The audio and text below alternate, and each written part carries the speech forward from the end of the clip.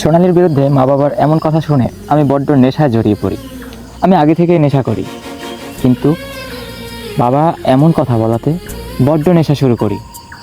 নিজেকে নিজে শেষ করে দিতে চাই। কেন আমার ভালোবাসার মানুষকে তারা মানবে না? আমার ভালোবাসা মানুষটা আল্লাহরই তৈরি, কেন সে মানবে না? আমার ভালোবাসার মানুষটা তাদের সাথে খারাপভাবে কখনো কথা বলেনি, ভালোভাবে কথা বলেছে। আমি চাই আমার আল্লাহর সৃষ্টি সবই সুন্দর, আমার বাবা মায়ের চোখেও এটা সুন্দর হয়ে যাক। আমি চাই আমার বাবা মায়ের চোখেও আমার ভালোবাসার মানুষটা সুন্দর হয়ে যাক। এটা তারা মন খুলে বলুক, আমিও তোর বউকে নিজের মেয়ের মতো ভালোবাসবো। আমার মনকে আমি কখনো বোঝাতে পারি না, কিন্তু নিজেকে শেষ করে দেওয়ার জন্য বড্ড নেশা করতাম। এলাকার ছেলেদের সাথে মিশে নিজে সিগারেট খেতাম, নেশা করতাম। তাদের সাথে মিশে অনেক খারাপ হয়ে যায়। সোনালী আমাকে জড়িয়ে ধরে অনেক কেঁদেছিল যে আপনি নেশা ছেড়ে দেন, নেশা করা ভালো না। আমি তবুও ছাড়িনি। মনে মনে হেসে বলতেছি, আমার মা বাবা, আমার পুরো ফ্যামিলি আমাকে নেশা ছাড়াতে পারেনি, আর তো তুমি অন্যের মেয়ে হয়ে আমার জীবনে আসছো, আমার নেশা ছাড়াবে? এটা কখনো সম্ভব না। নিজে তবুও নেশা করতাম। সে খুব কাঁদতো। আমার প্রিয় মানুষটা আমার চোখ লাল দেখে আমি নেশায় অ্যাডিক্টেড হয়ে পড়ি। আমার এসব দেখে সে বড্ড কাঁদতো, সে আমার জন্য কাঁদতো।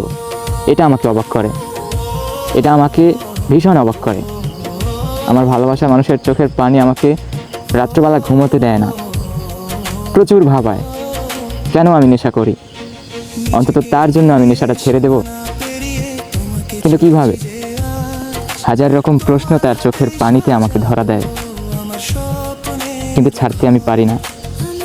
সে আমাকে প্রচুর ভালোবাসা দিয়েও ছাড়াতে পারেনি। সে আমার জন্য বাড়িতে প্রায় 4 মাস ছিল। তার নানার মৃত্যুতে সে বাড়িতে এসে সেখানে তার 3 দিন থাকার কথা, সেখানে আমার জন্য 4 মাস থেকে গেল। অবশেষে সে ঢাকা চলে গেল। তাকে হাসি মুখে বিদায় দিয়ে এক জায়গাতে নীরবে বসেছিলাম। তার জন্য বড্ড মন খারাপ হয়েছিল।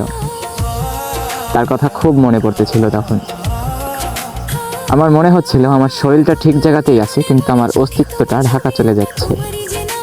এমন পরিস্থিতিতে বড্ড ভেঙে পড়েছিলাম আমি, কিন্তু অন্য মানুষকে সেটা আমি কখনোই বুঝাইনি।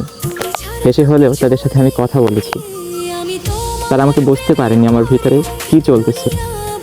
আমার বুক ভরা কান্না, আমার বুক ভরা ইতিহাস, আমার রচিত গল্পের উপসংহার কেউ কখনো জানতে চায়নি।